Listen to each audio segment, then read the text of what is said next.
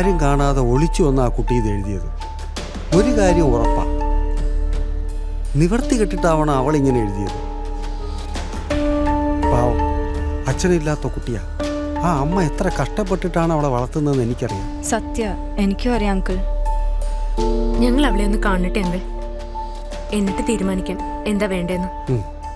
സൂക്ഷിക്കണം, ഇതൊക്കെ കുഴപ്പം പിടിച്ച ടീമുകളാ. ശരി അങ്കിൾ, നീ വാ.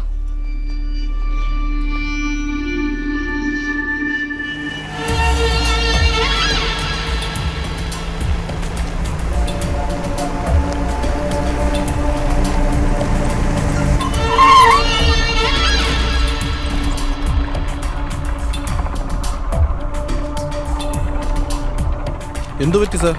കാർ കേടായോ? ഇല്ല, തന്നെ ഒന്ന് കാണാൻ വേണ്ടി നിന്നതാ. എന്താ സാർ കാര്യം? തന്നെക്കുറിച്ചൊരു കംപ്ലൈൻറ്റ് കിട്ടിയിട്ടുണ്ട്. തൻ്റെ ഓഫീസിലേക്ക് വരുന്നതിനേക്കാൾ നല്ല ഇവിടെയാണെന്ന് തോന്നി, അതാ കാത്തു നിന്നത്. കംപ്ലൈൻറ്റോ? എന്ത് കംപ്ലൈൻറ്റ്?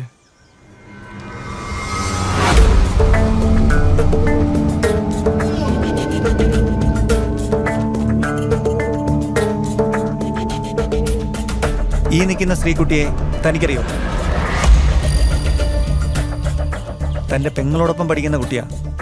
അമ്മയില്ലാത്ത നേരം നോക്കി ഇടയ്ക്കിടയ്ക്ക് താൻ ഈ കുട്ടിയുടെ വീട്ടിൽ പോകാറുണ്ടോ? എൻ്റെ കേബിൾ കണക്ഷൻ എടുത്ത വീട്ടിലൊക്കെ ഞാൻ പോവാറുണ്ട്. അവിടെ ഇപ്പോൾ ആരുണ്ട് ഇല്ലാന്നൊന്നും ഞാൻ നോക്കാറില്ല. ഈ കുട്ടിയോട് താൻ മോശമായിട്ട് സംസാരിച്ചോ? മോശമായ രീതിയിൽ സംസാരിച്ചു? ഞാൻ അങ്ങനെ സംസാരിച്ചിട്ടില്ല. സംസാരിച്ചു സാർ. ഈ ചേട്ടൻ പറയുന്ന പോലെ കേട്ടാ കേബിളിന്റെ കാശൊന്നും തരണ്ടെന്ന് പറഞ്ഞ് എന്നെ കയറി പിടിച്ചു സാർ. ഞാൻ ഓടി അടുത്ത വീട്ടിലേക്ക് കയറിയത്. തനിക്കും ഇല്ലടോ ഇതേപോലെ ഒന്നും വീട്ടിൽ. ദേ, ഈ കുട്ടിയുടെ ഭാവിയെ കരുതി ഇതൊരു പ്രശ്നമാകുന്നില്ല. പക്ഷേ തൻ്റെ ഈ നെറികെട്ട പ്രവൃത്തി ദേ ഇവിടെ നിർത്തിക്കൊള്ളണം. എന്ത് നെറുകെട്ട പ്രവൃത്തി? കുട്ടികളുടെ വാക്കും കേട്ട് വെറുതെ മുട്ടാൻ നിൽക്കണ്ട സാറേ, സംഗതി ബോറാവും. ഈ നാട്ടിലെ സാറിനെക്കാളും സീനിയർ ഞാനാ. അതുകൊണ്ട് സാറ് ചെല്ല്, ഇല്ലെങ്കിലേ തേച്ച് മിനിക്ക് വെച്ചേക്കുന്ന ഈ തടി ഞാനിങ്ങ് എടുക്കും. അറിയില്ല തനിക്കെന്നെ. പഠിപ്പീര് കുട്ടികളോട് മതി, ഇങ്ങോട്ട് വേണ്ട. ഒരു ചാറ് വന്നിരിക്കുന്നു ഉപദേശിക്കാൻ.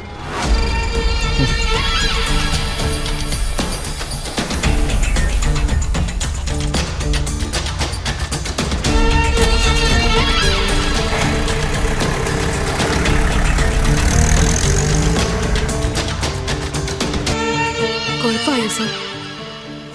നിങ്ങൾ ചെല്ലേ, ആരോടും ഇതൊന്നും പറയാൻ നിൽക്കണ്ട. മോള് പേടിക്കണ്ട, ഇനി ഇയാളുടെ ശല്യം ഉണ്ടാവില്ല. ചെല്ലേ.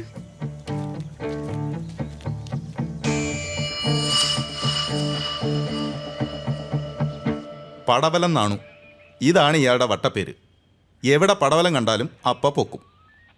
തൊണ്ടിയോടെ ഇപ്പോഴാണ് കിട്ടിയത്. പഠിക്കുന്നതിനിടയിൽ ഇവർ ചെയ്യുന്ന വലിയൊരു കാര്യമാണ് ഈ പച്ചക്കറി തോട്ടം. കുട്ടികളുടെ നല്ല ചിന്തകളെ ഇവരെപ്പോലുള്ളവരാണ് സാർ ഇല്ലാതാക്കുന്നത്. ക്ഷമിക്കണം സാറേ, നിവർത്തി വേണ്ട. ആദ്യമായിട്ടാ ഞാനവിടെ കയറണേ, ഇനി ഉണ്ടാവില്ല. എല്ലാ കള്ളന്മാരും ഇത് തന്നെയാ പറയുന്നത്. തനിക്ക് എന്താടോ ജോലി ചെയ്ത് ജീവിച്ചൂടെ? ജോലി ഒന്ന് അറിഞ്ഞൂടെ സാറേ? എന്തായാലും കുറച്ച് ദിവസം അകത്ത് കിടക്ക്, അപ്പ പഠിച്ചോളും. അയ്യോ വേണ്ട സർ, ഒരിക്കലത്തേക്ക് പോട്ടെ സർ. ഇനി ചെയ്യൂലെന്നല്ലേ പറയണേ? എന്താരുമാ ഇയാളെങ്ങനെ വെറുതെ വിടാൻ പറ്റില്ല. Please sir. കണ്ടില്ലേ സാർ, കള്ളന്മാരോട് പോലും അനുകമ്പയാണ് അവർക്ക്. അപ്പൊ കേസ് വേണ്ടെന്നാണോ? വേണ്ട സർ, ഉപദേശം ഇട്ടാ മതി. കണ്ടിട്ട് പാവാൻ തോന്നുന്നു. ആ ശരി. വിക്ടറേ, യെസ് സാർ. ആ പച്ചക്കറി ഇങ്ങെടുക്ക്. അതയാളുടെ തലയിലോട്ട് വെച്ചു കൊടുക്ക്. എടുക്കടാ, പിടിക്ക്. ഇതെല്ലാം സ്കൂളിൽ കൊണ്ട് കൊടുത്തിട്ട് ടീച്ചറോടും കുട്ടികളോടും മാപ്പ് പറയണം. പറയാ സാർ. സർ വേണ്ട സർ, നമ്മൾ കൊണ്ടുപോയിക്കോളാം. ആരോരും ഇല്ലാത്ത കുറെ അമ്മമാര് ശരണാലയത്തിലുണ്ട്. അവർക്ക് വേണ്ടിയിട്ടാ ഞങ്ങൾ ഈ കൃഷി ചെയ്യണേ. ഇനി ഞങ്ങളെ ഉപദ്രവിക്കരുതെങ്കിൽ.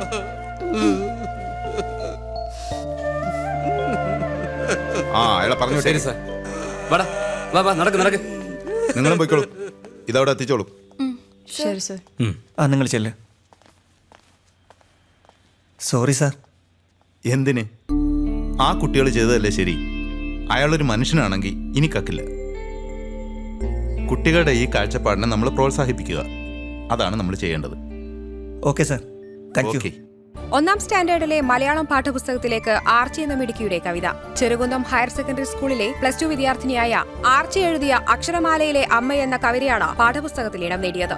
വിദ്യാഭ്യാസ മന്ത്രി റോയ് നിലമേലാണ് ഈ വിവരം മാധ്യമങ്ങളോട് പങ്കുവച്ചത്. മലയാള ഭാഷയ്ക്ക് അഭിമാനമാണ് ഈ കവിത.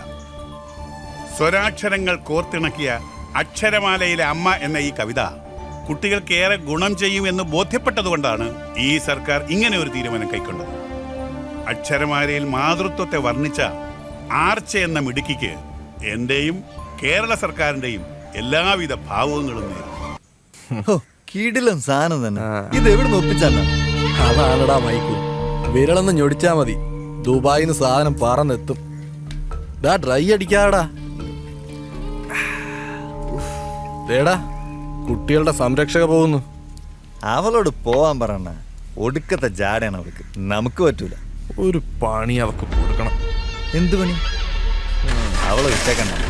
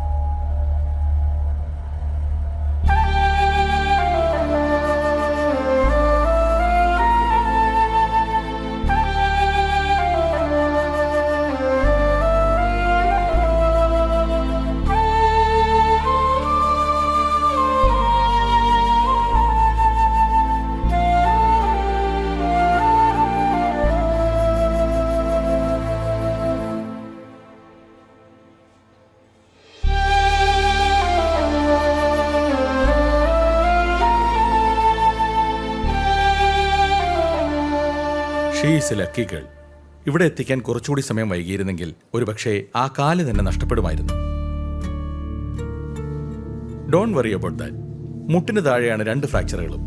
കുറഞ്ഞത് 3 മാസമെങ്കിലും ബെഡ് റെസ്റ്റ് വേണ്ടിവരും. ഇത് വല്ലാത്തൊരു പരീക്ഷണമായി പോയി സാർ.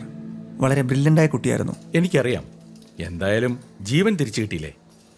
അല്ല, ആ വാഹനത്തെക്കുറിച്ച് എന്തെങ്കിലും സൂചന കിട്ടിയായിരുന്നോ? ഇല്ല ഡോക്ടർ, അന്വേഷിക്കുന്നുണ്ട്. നല്ലൊരു അഡ്വക്കേറ്റിനെ കാണണം. സ്ട്രോങ് ക്ലെയിം കിട്ടേണ്ട കേസാ. കാണാം ഡോക്ടർ. അച്ചുവിന്റെ ചികിത്സയ്ക്ക് വേണ്ട എന്താണെങ്കിലും ഡോക്ടർ ഞങ്ങളോട് പറഞ്ഞാൽ മതി. അച്ഛനെ ജീവിതത്തിലേക്ക് തിരിച്ചു കൊണ്ടുവരണം ഡോക്ടർ. ഓക്കെ. സ്റ്റുഡൻസിനോടുള്ള നിങ്ങളുടെ ഈ caring I appreciate. Thank you doctor. അക്ഷരമാലയിൽ അമ്മ എന്ന കവിത എഴുതി ലോകശ്രദ്ധ നേടിയ ആർച്ച എന്ന +2 വിദ്യാർത്ഥിനിക്ക് അജ്ഞാതവാഹനമിടിച്ച് ഗുരുതരമായി പരിക്കേറ്റു. 1ാം ക്ലാസ് പാഠപുസ്തകത്തിൽ ഈ കവിത ഉൾപ്പെടുത്തിക്കൊണ്ടുള്ള സർക്കാർ ഉത്തരവിന് പിന്നാലെയാണ് അപകടം സംഭവിച്ചത്. ആർച്ച അപകടനില തരണം ചെയ്തതായി ആശുപത്രി വൃത്തങ്ങൾ അറിയിച്ചു. മോളെ, മോളു, ദേ ഇതാരൊക്കെയാ വന്നിരിക്കുന്നെന്ന് നോക്കിയേ. നിങ്ങള് സ്കൂളിൽ പോയില്ലേ? പോയിട്ടാ വരണേ. ആരുടെ കൂടെയാ വന്നത്? ഞങ്ങളാ കൊണ്ടുവന്നത്. എന്തിനാ നിങ്ങൾ ക്ലാസ് മുടക്കിയത്?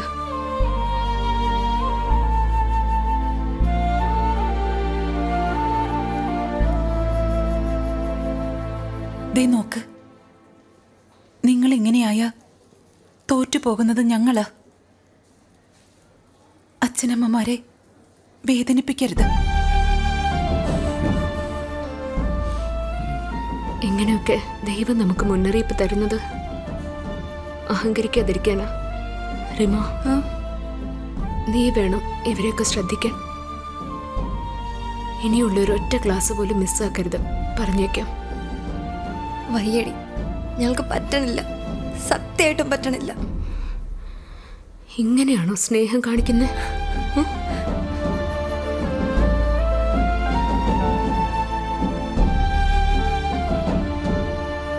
2 ദിവസം കഴിഞ്ഞാ വീട്ടിൽ പോവാന്ന് ഡോക്ടർ പറഞ്ഞിട്ടുണ്ട്. ദേ നോക്ക്, ഇനി ഒരൊറ്റ ക്ലാസ് പോലും നിങ്ങൾ മുടക്കരുത്, പറഞ്ഞേക്കാം. നമ്മുടെ പച്ചക്കറി തോട്ടം നിങ്ങൾ വേണം ശ്രദ്ധിക്കാൻ.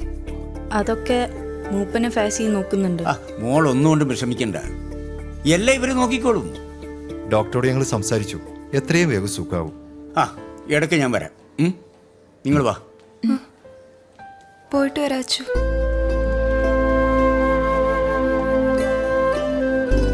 പോട്ടെ.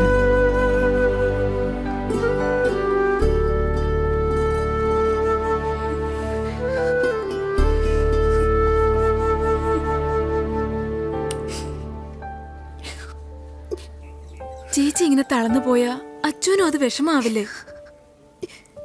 കഴിയണില്ല മായേ, എന്റെ കുട്ടിയുടെ കിടപ്പ് കണ്ടിട്ട് നെഞ്ചു പൊട്ടി പോവുക. നന്നായി പഠിക്കണം, ജോലി നേടണം, അമ്മയെ പൊന്നു പോലെ നോക്കണം എന്നൊക്കെ പറയാത്ത ഒരു ദിവസം പോലും ഇല്ല.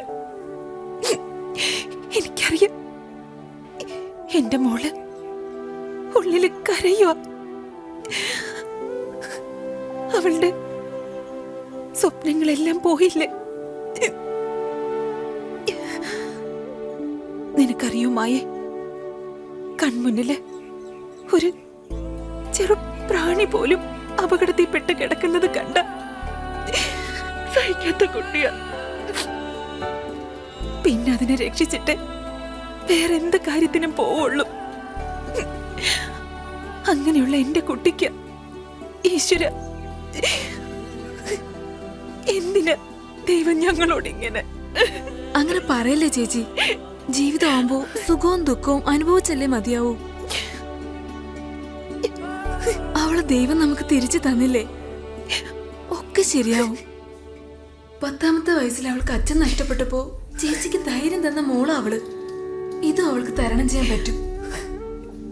ചേച്ചി ഇങ്ങനെ വിഷമിച്ചിരുന്ന ഞങ്ങൾക്കും അത് താങ്ങാനാവില്ല. കണ്ണു തുടക്കി ചേച്ചി, എന്നിട്ട് അവൾക്കൊപ്പം നിൽക്ക്. ഞങ്ങളൊക്കെ ഇല്ലേ കൂടെ? കടയുടെ കാര്യത്തില് ചേച്ചി വിഷമിക്കണ്ട, അതൊക്കെ ഞാൻ നോക്കിക്കോളാം. കൊച്ചൂട്ടനുണ്ടല്ലോ കൂടെ. എന്നാ ഞാൻ ഇറങ്ങട്ടെ ചേച്ചി. മോള് വാ,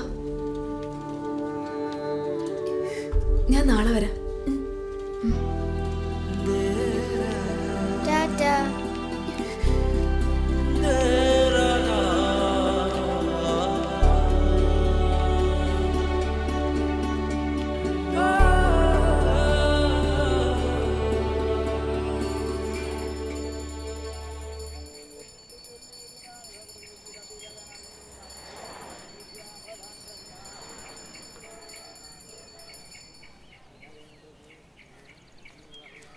സാറേ,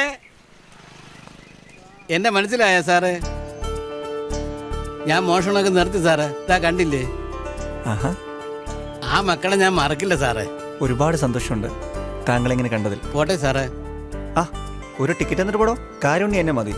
ഒന്നുമില്ലേലും ഒരു വിഹിതം സാധുക്കൾക്ക് കിട്ടുമല്ലോ. നേരാ സാറേ.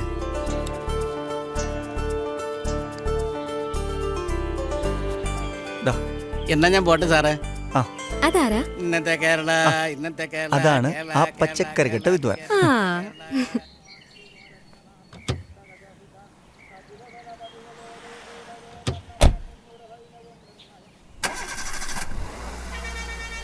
സംഭവിച്ചത് എങ്ങനെയായാലും അച്ചുവിൻ്റെ വിലപ്പെട്ട സമയവും ആരോഗ്യവുമാണ് നഷ്ടപ്പെട്ടത്. അതൊന്നും ഒരിക്കലും തിരിച്ചു കിട്ടില്ല.